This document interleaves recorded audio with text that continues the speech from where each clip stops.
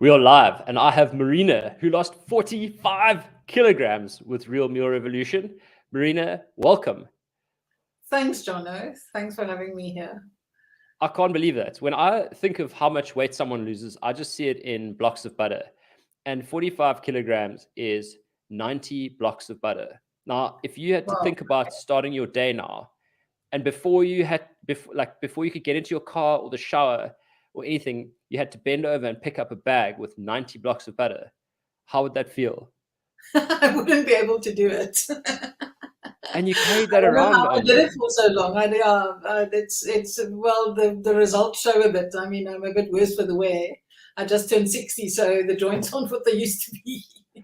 Well, now tell me about that. So how long, throughout your life have you battled with your weight, and how did it get to that point where there were 45 kilos to lose? It's actually quite strange because I was a very cute little girl at the time, and when I went to school, but I remember in the first race in sub A, or as we had it in grade 1, we were living in Zimbabwe at the time, well, Rhodesia then, and we had little white dresses with green blocks on and a little belt which tied at the front, and we had to run a race, and I ran and I saw that I was going to be lost, so I decided, because I was slightly plumper than the other little girls, so I did a dying swan off the race course and fell down and said, oh, I can't breathe, my belt, I can't breathe. And of course everyone was very sympathetic. In the meantime, I knew I was going to be lost, so I decided to make a drama of it. That's probably been the story of my life. So it's basically when I started going to school, I think I started gaining serious weight, but I was always fond of eating. In our family, we're all big eaters, and I have huge brothers, and we're all 6 foot whatever, and my brothers, some of them are lean, but there's one who also needs some RMR in his life. But yeah, so throughout my life it was a problem, and I stopped doing things that I loved because I was too fat, and I was never the one. I was always the best friend and I was quite a tomboy. I loved the boys did more interesting things than the girls, so I liked being friends with the boys, but then they ended up taking someone else as a girlfriend because I was the little fat one, or that's what I presumed. I was fat and ugly, so they liked me as a friend, and I was very competitive. So I think that's how I made up for the fat, was being clever. By talking, I could talk better roughly than anyone could talk. I could talk better this because I also worked in the sports office for a newspaper. So that was my way of making up by being loud and clever with words and sarcastic, and I was always there, and my dad was the dominee, so everybody knew who we were. So in the small towns that we lived. So that was how I made up, was by having a larger-than-life personality, or not that this day, I'm not sure that whether that's me or whether it was just to make up for what I looked like. Because when I look back at those pictures now, it's not as bad as I thought it was at the time. Obviously, then, and when you're a teenager, it's the worst thing, when you go to varsity and all the other girls are going out on dates and things. I think I had one coffee date in my entire varsity career. Wow. But I was very popular and I was friends, but I was always longing for a boyfriend. Maybe that's why I read 64 mills and boons in the second year, my 2 exam in my second year. In 2 weeks, I read 64 mills and boons. So I was always looking there for the romantic love, but that never happened. So, which today is a good thing. I realize. I think I realized in grade 2 that I'm not one for relationships, but the weight was obviously part of it. But eating was my way of compensating for the fact that I was really pressurized. Parents do what they can with the light that they have. And I was not an easy child. I was precocious, and I was stubborn, and I was everything that you can think of, and I was the oldest, and so I bullied my way through things if I wanted my own way. So I wasn't an easy child, but they were also very strict, very Calvinist. My dad, as I said, my dad was a dominee, so they were very conservative, and all of that went against what I wanted. But I was also pressurized to do well and to be the best at what I do, and particularly academically. sort of. So that's like, I'd rather do the dying swan than being found wanting and not being first at everything, Yes. So I think I did the dying swan quite a few times in my life with things, but just it was metaphorically. Yes, metaphorically. But it was literally often in situations where I was feeling less than adequate, and I had to make up for it, by being louder than everyone else, or by being cleverer than everyone else, or by being everything everyone else couldn't be, I had to be, because they had partners, or they were slim and looked wonderful in clothes and things. I mean, I'd never forget my what do you call aanneming in English? When you get when you're Christening. in about standard 9 in the church, where you get sort of baptized, accepted into christened. Yeah, well, no, not it's when you're a bit older, after you do Sunday school for 500 years. Oh, like but anyway, confirmed. They call it confirmation. Confirmation. Yes. Yeah. And I arrived at my confirmation, and in our church, in the Dutch Reformed Church, it's quite a thing. So I had what was the color? You're too young to remember the fabric trilobal, and men didn't wear it anyway. It was the most hideous thing that clung to your body like, and showed every single dimple and fat roll you had and whatever. And I arrived there with a turquoise trilobal dress and pink pearls draped around my neck with a little knot here. I felt hideous. I didn't like the dress. But anyway, I arrived there, and there was someone else who had exactly the same dress on as me. The only difference was she was thin. So she looked much better in the dress. And then, of course, eek. So it just exacerbated all the things So that's my entire life. It was that through varsity. Then I started working. I was teaching at first. The kids loved me because I cut my hair short and I was loud and, and talked about things that they didn't necessarily hear from their parents. Yes, and then I went and started working at Parliament, of all things. And I spent 30 years of the rest of my life there. But I was forced into early retirement in 2016, at the beginning of 2017, because of rheumatoid arthritis. Okay. Yeah, so that's where the bad things of the fat started coming in. I suffered from my early 20s. I started suffering from autoimmune diseases. It's it's pressure, it's stress, and being in stressful jobs, and placing a lot of stress on myself as a result of having to be something that I wasn't really. So sorry, my doggy is. No, that's fine. Yeah, so it started with a thing called hidradenitis suppurativa, which is a terrible disease. They call it the hidden disease because you can hide it under your clothes, where you get abscesses and things. And I mean, I think I had about 12 to 15 surgeries, all in all, over the past 30 years for it. The last one was a stint of 6 weeks in the Mediclinic in Cape Town, and I had 5 operations in those 6 weeks. So that's how bad it got. And it's literally directly related to stress. I have one on my back at the moment, which I haven't had for the past 10 years. Yes, and that is because it's directly related to stress. But I'm a bit stressed out at the moment, but it's stupid things. I need to learn to handle the stress. I haven't quite managed that yet. Okay, but it started with that, and it went into all kinds of things. Of course, over the years, I went into all the diets that one can imagine. I mean, at one stage, I was injecting myself with pregnant women's urine. No, what I thought that would do to my Can we just go back there? Weight. Yes. What? Pregnant women's urine. How did that? Like, what path did you follow to get to that point? You had the thing is, you had a diet that went with it. But if I look back on it now, or just subsequently to that, I realized that the diet itself was so strict that you could have just followed the diet and you would have lost the weight anyway. I think I lost about 27 kgs at that point in about 3 months.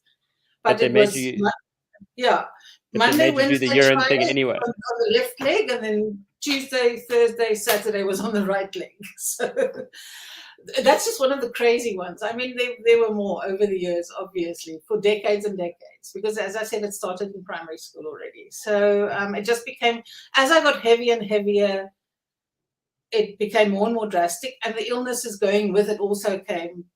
And then at one stage, my GP said to me, not too long ago, about probably 6 or 7 years ago, she said to me, if you ever get diabetes, or if you ever have a choice between getting diabetes and getting HIV, please choose HIV because it's easier to manage.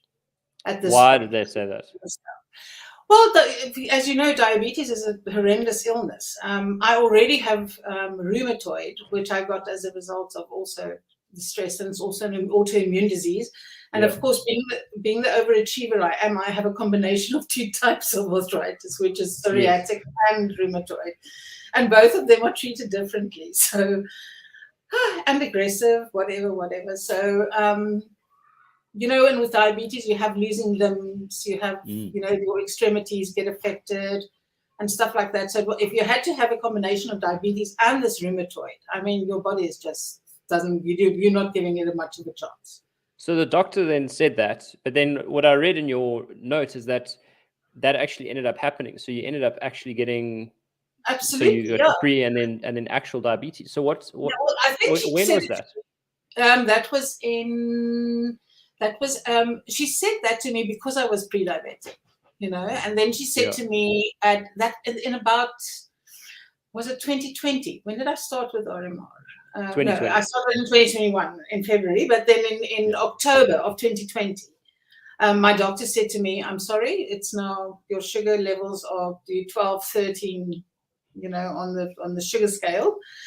And I got a terrible fright because a very good friend of mine who is a very well-known Afrikaans singer, Lucas Maria, he was also a big guy. I mean, when he hugged you, it felt like the Free State hugging you. It was wonderful.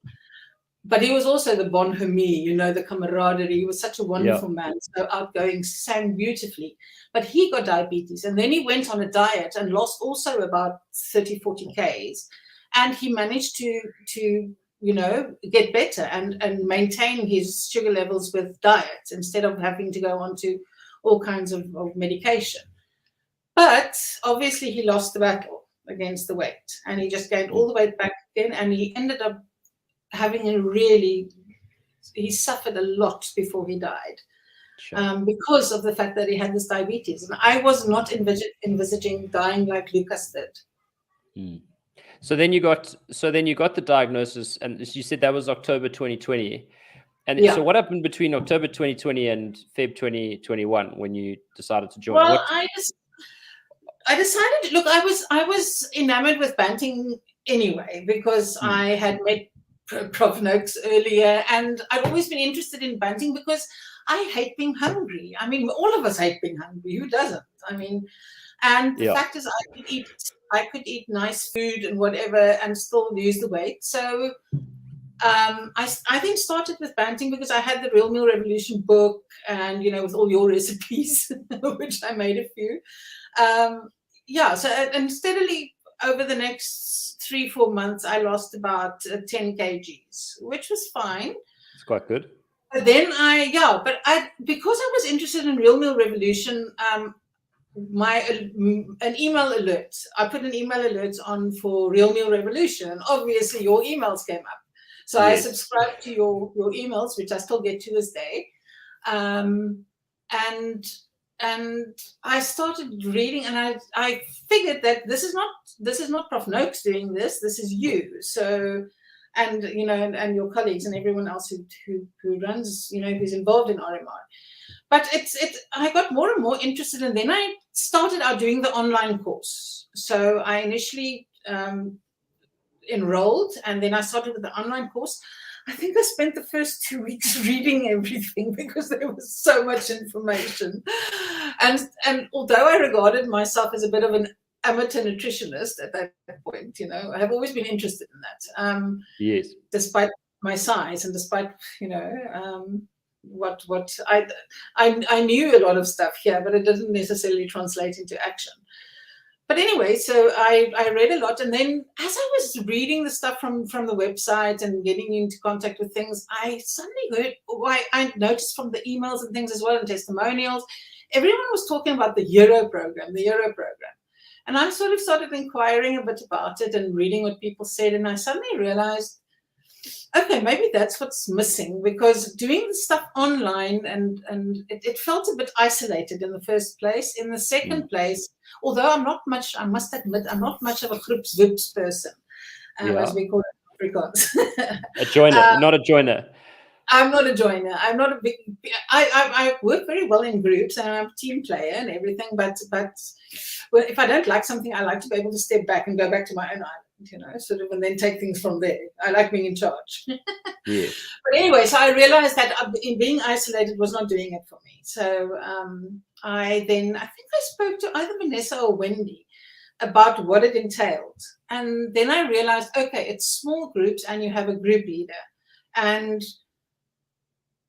the word accountability was sort of bantered around, but the penny didn't drop until I actually joined the first hero group, and then suddenly it was like a new world opening up for me. Oh my God, there are lots of other people like me who are also battling and who are trying to do the right thing, and and what was so great about it, I was lucky. I had Tessa as my first leader, and she's just such a straight talking person. I mean, and I had wonderful people in my first group there was such laughter and joy, despite the fact that it was the lockdown and everything else. We took turns to have COVID in between. Sharing the load. Yeah, no, we talked about having the COVID dividend. So if you lost a bit of weight because you lost your appetite, everybody took, okay, don't gain it again. Watch it, Watch it. You've got the COVID dividend. Don't waste it. Don't squander your dividends. Yeah. Yeah, well, I had a lovely COVID dividend after. Actually, I think that's where I lost most of my weight, because I got it at the end of 2020, just before I joined RMR. So Tessa was a wonderful leader in the sense that she just read everyone so well. And what was nice about it is the fact that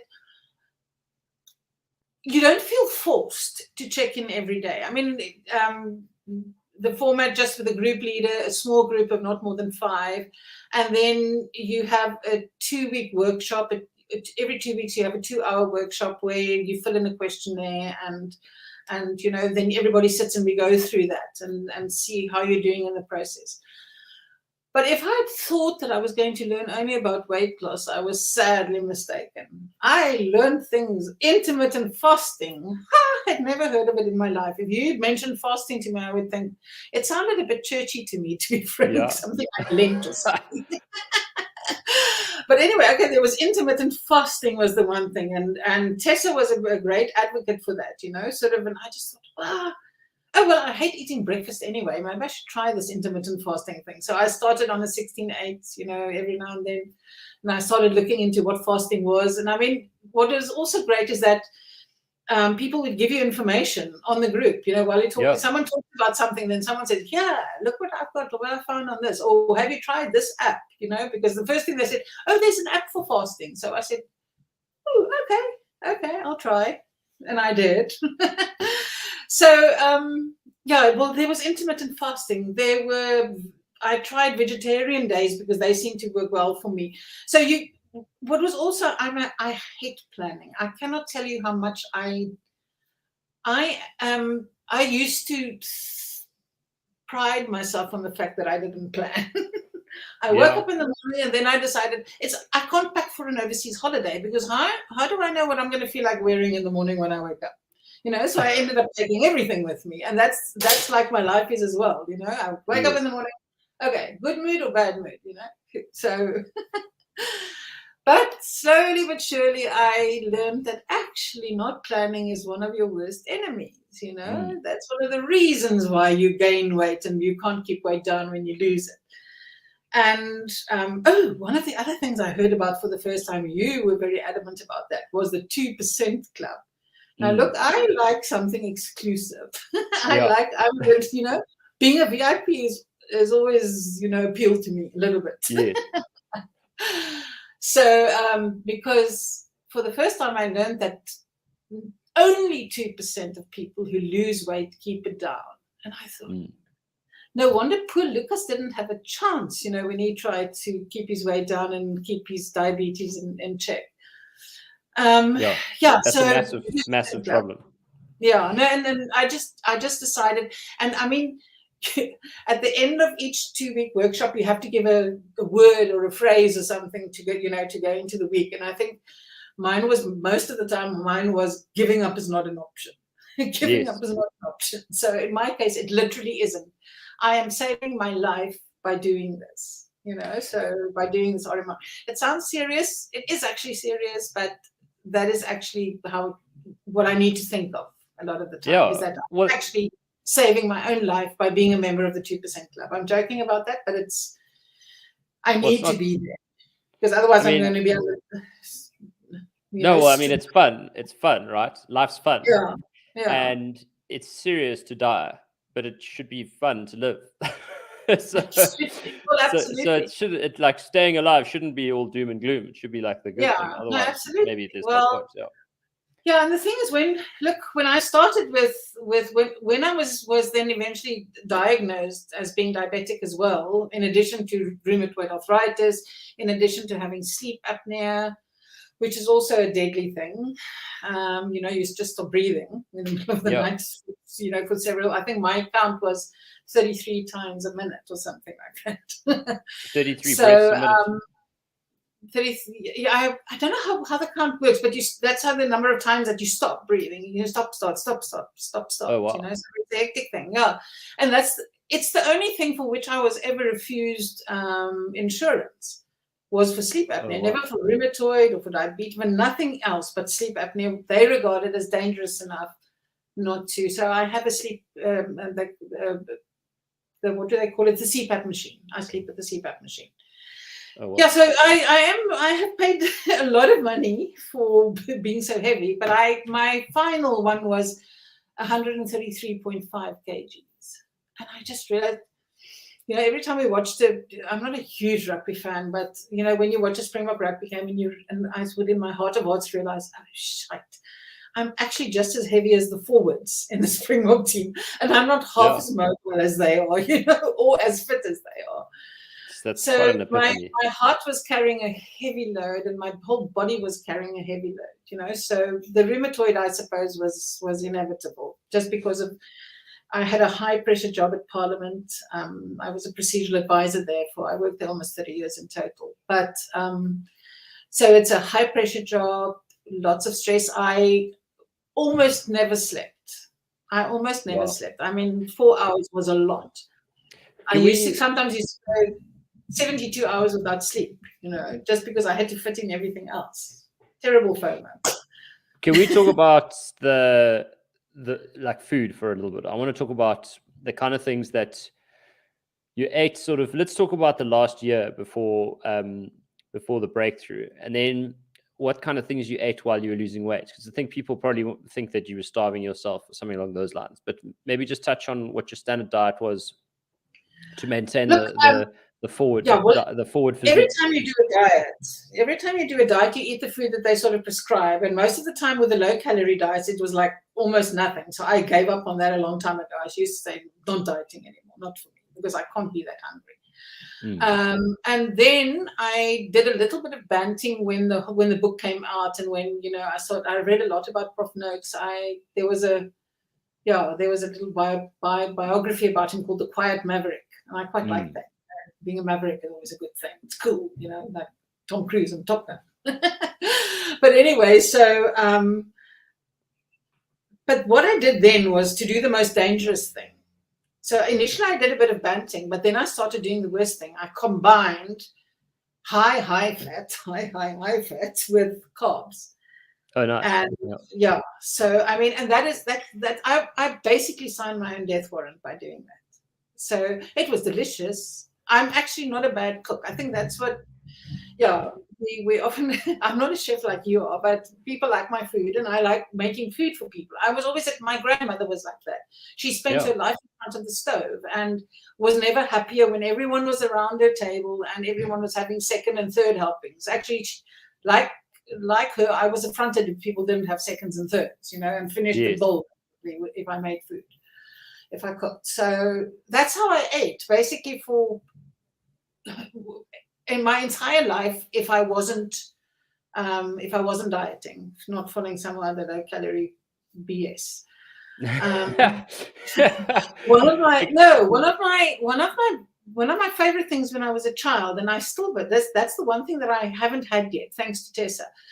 One of my favorite things when I was a child, I loved reading, but I had to hide from my mom because she always wanted to give me chores. So I would go to the potato pot where my mom was cooking the potatoes before she fried them. I'd put one in a mug and add salt and butter to it and go and lie under the bed with my book and eat my, lovely potato.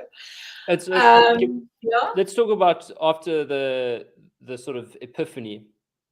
So I know that you had an amazing sort of food, warmth, love giving kind of connection. So food was how you loved and how you celebrated and how you socialized.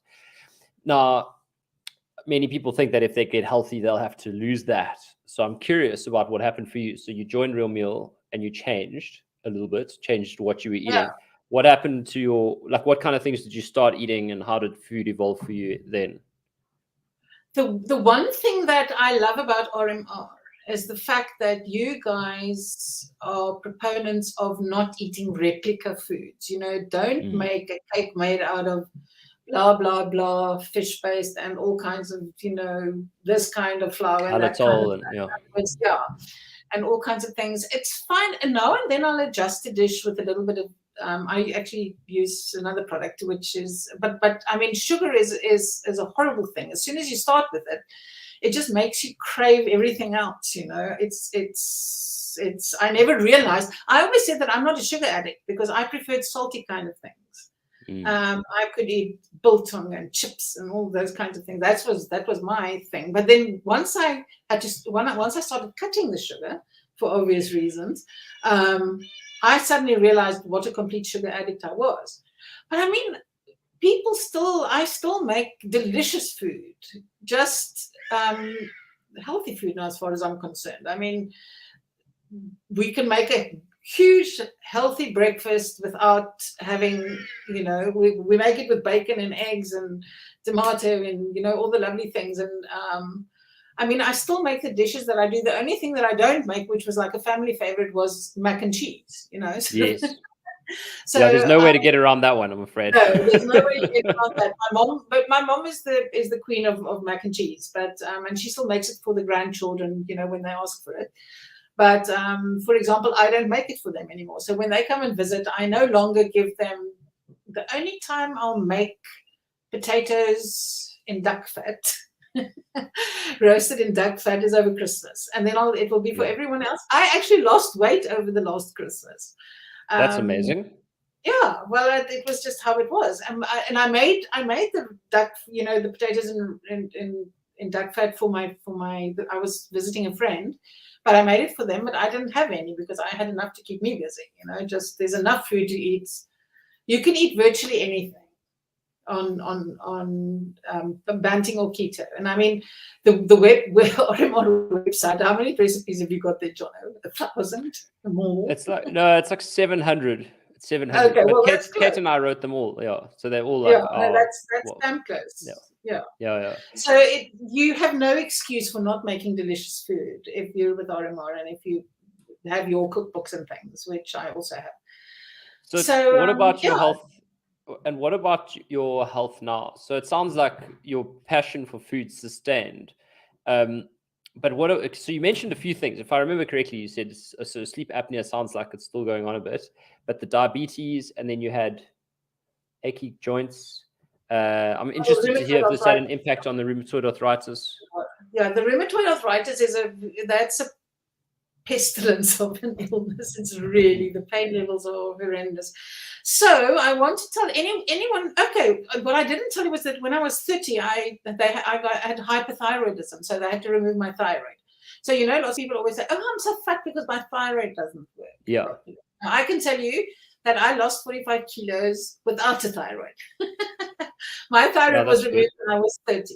So that I have only a tiny little bit left, and for the rest, I take the normal, medication that you take to keep your metabolism going. Can I ask you a question about the thyroid? Yes. I don't think many people really I know people with the thyroid thing don't understand it, but is a thyroid something where if you're on medication for, say, for instance, an X thyroid or not having a thyroid, can you cheat your medication and lose weight by either taking too much or too little? The thing is, what the thyroid does is it controls your metabolism. So that will depend on how fast your organs work and how fast. And the thing is, you're going to make. I used to love not drinking my medication when it started out, because I felt more myself, because it felt as if I had a bit of a personality change after I had the thyroid removed. But the same will happen if you take too many. I mean, your weight will probably go down for it, but you'll feel so crappy you won't be able to do anything. I mean, you get completely histrionic and everything, because everything's too fast. I mean, your heart is beating at you'll kill yourself if you do that. So the thyroid medication you have to check regularly, like every 6 months or every year, if you have had it as long as I have. My doctor recently adjusted mine a little downwards because my counts were a little bit high. But that's after I was on that for years. But, people often use thyroid as an excuse why they can't lose weight. And the same thing, my best friend since 2014, when I was diagnosed with rheumatoid, the pain levels are extreme. I mean, of course, overachiever me, always think one better. So except for the two types of thyroid, I started with gout. Now, the pain level for rheumatoid is here, the pain level for gout is there. So a combination of those two, or those three, whatever. I mean, it's through the roof, the pain level. Sure. So my best friend became prednisone, which is cortisone, basically. So I also, I got treatment which killed all my antibodies. I had to isolate last year for 6 months because of COVID. I had to isolate because I had treatment that killed all my antibodies, just to save some of my extremities. That I also because that's how serious it gets. And as I told you, I'm an overachiever, so I always do my best. So if anyone tells us that they can't lose weight because they are on cortisone, I will tell you it gives you an appetite. That's what it does. It does blow you up a little bit and then gives you a kind of a mongoloid face shape sometimes. Yeah. So that's what I also I've exchanged 2 of my double chins for a turkey neck now. So I don't know what it's But the thing is, so I'm still on prednisone. I use a much smaller dosage now because I get the biologics, which is good for the rheumatoid, which sort of keeps it in check. Sort of, sometimes, unless you stress, and then the pain comes back. Yeah, so I mean, I had every excuse in the book, which you normally have, of why I couldn't lose weight. Yes. And I must tell you that with the support of RMR, I ended up doing 4 hero groups. Only from the beginning of April, I had my last one ended with Sharon. I had Tessa twice, and then I also had Vanessa, which was wonderful. And the irony is I got a new group leader or a group leader for exactly the situation I was in and for exactly what I needed. It was just serendipitous. And I got Vanessa at a time when I needed the more psychological kinds of things. And then obviously I was lucky enough to be... You mean Victoria. I think you mean Victoria. Oh, yeah. What did I say? Sorry. Yeah, Vanessa. No, she also works at Real Milk, but Victoria. Vanessa. No, it's Victoria. Sorry. I'm sorry, Victoria. She and I both got a puppy at the same time, so we had a lot to talk about. But then I was also lucky enough to be on the pilot group when you guys did the pilot for the eating and psychology course that you have. Yes. And I mean, everyone, I'm sure you can ask anyone who was on that pilot. That was hectic because you were busy with your hero group on the one hand, but on the other hand was this weekly thing where you were grappling with issues and things, and it's not that it was bad doing it. It was just, it was digging deep, and there was some quite profound stuff. There were 1 or 2 exercises that I found really hard to do, not because it wasn't the right thing to do, but because it suddenly sort of you sliced open right to the bone, and then that's how you had to deal with that. So I was lucky in that respect, and yeah, so, but there's always help, and that was wonderful because you're in the hero group, you have the support of the group leaders. I mean, one could always ask you a question or whoever was available at that point, and everybody would come and say, yes,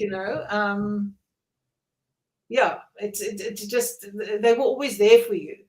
And in a way in which people who are not overweight or haven't battled with overweight their entire lives and the consequences thereof, they might be, they're empathetic a lot of the time, but people look at people who are overweight or large or whatever and think of them as a little bit lazy, maybe. So you have to work on that. They think of them as lazy and as sloth. And that's kind of a hard thing. You have to work, like when I was in Parliament, you have to prove yourself, because you don't look the part. I remember I studied drama, and I always got cast as a damn housekeeper or as I was dying to do like a meaty woman role, Hedda Gabler, or Lady Macbeth or something. But Lady Macbeth was not fat. One thinks. Who knows? Yeah, probably was. Nobody was willing to take the chance, to see whether that was a less tolerant time of our lives than nowadays. Maybe people would be willing to try that because it's less PC to not do those things. Yeah. Anyway, sorry. Thank you. Oh no, you're absolutely welcome. I think the last thing I really want to hear about, and I think it's probably good for people to understand this, is through this whole journey, you've had insight after insight, and you've ended up losing the weight. But I always say that losing the weight is not the goal. The goal is to live a richer and more fulfilling life. And so the losing the weight is just like one of the things that makes living a richer and more fulfilling life easier. So how are you living a richer and more fulfilling life? The weird thing is, I used to think I was quite hard-nosed, but and I was extremely critical of myself always. I had my mom's voice in my head, and I love her to bits, but she was I love her to bits, and she's a good woman, but also just for the light that she had, which didn't work for me at that point. I've learned to be less critical of myself, and that doesn't mean to not see things that are wrong, but also to acknowledge the fact that we're all just human. Give everyone a break. Give yourself a break in the first place. Stop expecting yourself. Being a perfectionist and an A-type personality is the worst thing for self-confidence and for. Yeah, and the irony is everybody always thought I was very confident, but when it came to personal things and to how I felt inside, I was never very comfortable. I, for example, never told my parents I love you. I never said that to them. I never used to say it to the grandchildren, or to my godchildren. And nowadays it comes so easily. And remember, I love you, remember that. So all those kinds of, it sounds so weird, but it made me a bit of a softer person. Just in terms of accessing my own feelings and actually, stopping and saying, well, Marina, stop, okay, what's going on? And I think that's what I appreciate most, but also treating other people with more empathy. And I also learned that in the Euro group, where we're not allowed to say, but listen, darling, you should really try this. That is the last thing you're allowed to do. Yeah, you should. Instructions, we only do experience shares and say, wow, okay, that sounds hard, but then, I once had to do that and that and that, and it worked for me. Maybe you could try it if you wanted to, sort of. But in other words, and immediately that tempers your sort of reaction. And I'm a bossy person, so that was quite a learning curve for me. I find that particularly useful because I think we often think we know what's best for other people, and when you start speaking from your own experience, sometimes you realize you actually don't know nearly as much as you think you know. And so if you like, my immediate reaction in the past was always like, okay, I know what you got to do here. I once read in a book, and I heard a friend said that he did. And like, if you have to speak from your own experience, sure, you realize how far away you are from everyone else's position. It's Excuse amazing. me, I was an advisor in Parliament, so Yeah. giving advice was my job for 30 years. Yeah. And I am a theatre critic in my spare time. What do? Give criticism, and Yes. look at where the mistakes are, pull things apart, Yeah. And I literally had to go again. And now I find myself that when I'm watching a play or something, I'm trying to force myself to look at it the way I used to, but I can't anymore. I don't want to say bad things about people anymore. Yeah. Well, not bad things. One tries to be helpful, but I don't want to be helpful. I just want to tell them, well done. You got through COVID. It's fantastic. You're putting on shows. I admire you. Yeah, you're not like I mean, what you like. If you were an actron or a producer, you could be basically an admin assistant in like an online store, basically. Those are like all the jobs left now that COVID's happened. Yeah. Marina, it's been amazing hearing your story and your journey, really right from the beginning all the way up until now. And I must say, hearing how people got value and change their own lives is what really inspires me. It's it's nice to hear that people enjoyed our programs, but really, there are people who join our programs and they don't do the work, and then they don't come and chat to me online. And you've done a ton of work, and so I'm really impressed with you. I don't like to say proud because that's patronizing, but I'm really happy for you for what you've created with your own efforts, and it's really, really inspiring to see. So thank you so much for coming online and chatting to everyone. And thanks to you and everyone at RMR. I mean, I love you all, and you're my other family. I've got theatre family, real family, and RMR family. Well, thank you, and all the best. Thank you.